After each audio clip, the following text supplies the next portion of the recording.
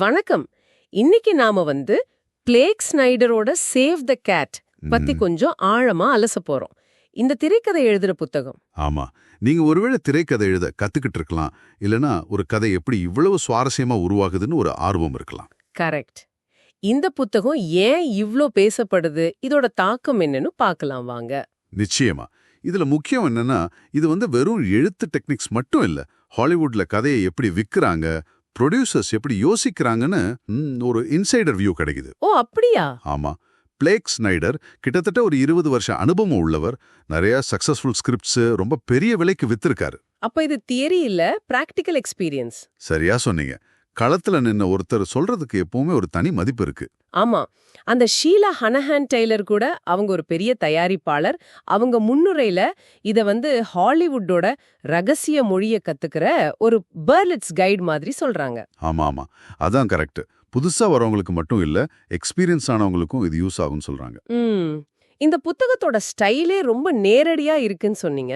ஆமா, ரொம்ப அகாடமிக்கா இல்லாம ஹாலிவுட்ல பேசுற மாதிரி ரொம்ப சிம்பிளான லாங்குவேஜ்ல இருக்கும். அதனால விஷயங்கள் எப்படின்னா டக்குன்னு புரியும். இதுவும் அதோட வெற்றிக்கு ஒரு காரணம்னு நினைக்கிறேன். சரி, உள்ள என்ன இருக்குன்னு பார்த்தா முதல்ல லாக் லைன் பத்தி பேசுது. அதாவது கதைய ஒரே வரியில எப்படி சொல்றது. ஆமா. அப்புறம் ஹை கான்செப்ட், இது ரொம்ப முக்கியம். ஹை கான்செப்ட்னா அதாவது கேட்ட உடனே ஒரு ஆர்வம் வரணும். அட இது நல்லா இருக்கே அப்படின்னு தோண வைக்கணும். ஏன்னா ஹாலிவுட்ல உங்க கதையை விற்கிறதுக்கு சில நொடிகள் தான் கிடைக்கும். ஓஹோ, புரியுது. அது மட்டும் இல்ல, கதைகளை ஒரு 10 அடிப்படை ஜான்ரா பிரிக்கிறாரு. அப்புறம் நம்ம ஹீரோவை எப்படி ஆடியன்ஸுக்கு பிடிக்கிற மாதிரி உருவாக்குறது, இப்படி எல்லாம் போகுது. இதுல ரொம்ப ஃபேமஸ் ஆனது அந்த பிளேக் ஸ்னைடர் பீட் ஷீட் தானே, BS2ன்னு சொல்றாங்களே. ஆமா, அதுதான். ஒரு கதையோட ஓட்டத்தை ஒரு 15 முக்கியமான ஸ்டெப்ஸ் இல்லனா திருப்பு முனைகளா பிரிச்சிருப்பாரு. மிஸ் கான்ஜீனியாலிட்டி மாதிரி படங்களை வச்சு விளக்கியிருக்காங்கன்னு கேள்விப்பட்டேன். ஆமா, அந்த படத்தோட உதாரணம் வச்சு தெளிவா விளக்கியிருப்பாரு. ஆனா ஒரு கேள்வி, இப்படி ரொம்ப ஃபார்முலா மாதிரி ஒரு ஸ்ட்ரக்சரை ஃபாலோ பண்ணா எல்லா கதையும் ஒரே மாதிரி ஆயிடாதா? கிரியேட்டிவிட்டி போயிடாதா? நல்ல கேள்வி. இது நிறைய பேர் கேட்கறதா. ஆனா ஸ்னைடரை இதை ஒரு ரூல் மாதிரி பார்க்கல. இது ஒரு கைட்லைன், ஒரு வழிகாட்டின்னு தான் சொல்றாரு. சொல்லப்போனா இந்த கட்டமைப்பு மனுஷங்க ஆயிரக்கணக்கான வருஷமா கதை கேட்டு ரசிச்ச விதத்தோட அடிப்படையில இருக்கு. ஆடியன்ஸ் எதிர்பார்ப்பை பூர்த்தி செஞ்சு கதையை ஒரு திருப்தியா முடிக்க அது உதவுது. அப்ப இத மீறவே கூடாதா? அப்படி இல்ல, மீறலாம்.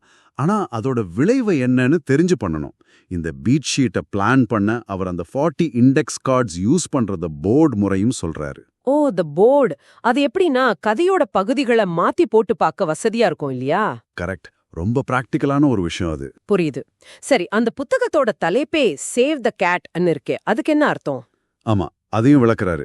அதாவது கதையோட ஆரம்பத்திலேயே நம்ம ஹீரோவோ ஹீரோயினோ ஒரு சின்ன நல்ல காரியம் செய்யற மாதிரி காட்டணும். உதாரணத்துக்கு ஒரு பூனைய மரத்திலிருந்து காப்பாத்துறது. ஓ, இது எதுக்குன்னா பார்த்த உடனே ஆடியன்ஸுக்கு அவங்க மேல ஒரு பாசிட்டிவ் இம்ப்ரெஷன் வந்துடும். அவங்களோட கனெக்ட் பண்ணிப்பாங்க. இது மாதிரி நிறைய சின்ன சின்ன ஆனா பவர்ஃபுல்லான டெக்னிக்ஸ் இருக்கு. சூப்பர். இது இல்லாம வேற என்ன இருக்கு? நிறைய இருக்கு. பொதுவா திரைக்கதை எழுதும்போது செய்யற தவறுகள் என்னென்ன, எழுதுனது எப்படி செக் பண்றதுக்கு ஒரு 6 ஸ்டெப்ஸ் தராரு. ஓ, செக்லிஸ்ட் மாதிரி. ஆமா, ஒரு ஃபாஸ்ட் டபுள் செக் மாதிரி. அப்புறம் ரொம்ப முக்கியமா எழுதின ஸ்கிரிப்ட எப்படி மார்க்கெட் பண்றது, எப்படி ஸ்டுடியோ கிட்ட கொண்டு போறதுங்கிற வரைக்கும் பேசுது. அப்ப இது வெறும் ரைட்டிங் புக் மட்டும் இல்ல. நிச்சயமா இல்ல. இது ஹாலிவுட்ல ஒரு ஸ்கிரீன் ரைட்டரா ஜெயிக்கிறதுக்கான ஒரு கம்ப்ளீட் கைடு மாதிரி. அப்ப சுருக்கமா சொல்லணும்னா, திரைக்கதை எழுதணும்னு நினைக்கிறவங்களுக்கு இது ஒரு நேரடியான பிராக்டிக்கலான ஹாலிவுட் எப்படி வேலை செய்யுதுன்னு காட்டுற ஒரு டூல் கிட். சரியா சொன்னீங்க. நேரத்தையும் தேவையில்லாத குழப்பத்தையும் குறைச்சு சக்சஸ் ரேட்டை ஏத்த இது உதவுன்னு நிறைய பேர் நம்புறாங்க. இந்த அலசல் உங்களுக்கு பயனுள்ளதா இருந்திருக்கும்னு நம்புறோம். ஆமா. இப்போ உங்களுக்காக ஒரு சின்ன கேள்வி இல்லனா ஒரு யோசனைன்னு வச்சுக்கோங்களேன். சொல்லுங்க. இப்படி கதைகளை இந்த மாதிரி கட்டமைப்புகள் வழியா பார்க்க பழகிட்டா அது நீங்க இனிமேல் படங்களை பார்க்கற விதத்தை மாத்துமா? ஆமா, ஒரு வித்தியாசமான கோணத்துல பாப்போம்ல. நிச்சயமா. இல்லனா ஒரு படி மேல போய் உங்க சொந்த ஃபீல்ட்ல நீங்க ஒரு விஷயத்த மத்தவங்களுக்கு சொல்ற விதத்துல இல்ல பிரசன்ட் பண்ற விதத்துல கூட இது ஏதாவது தாக்கத்தை ஏற்படுத்துமா? நல்ல கேள்வி. யோசிக்க வேண்டிய விஷயம்தான்.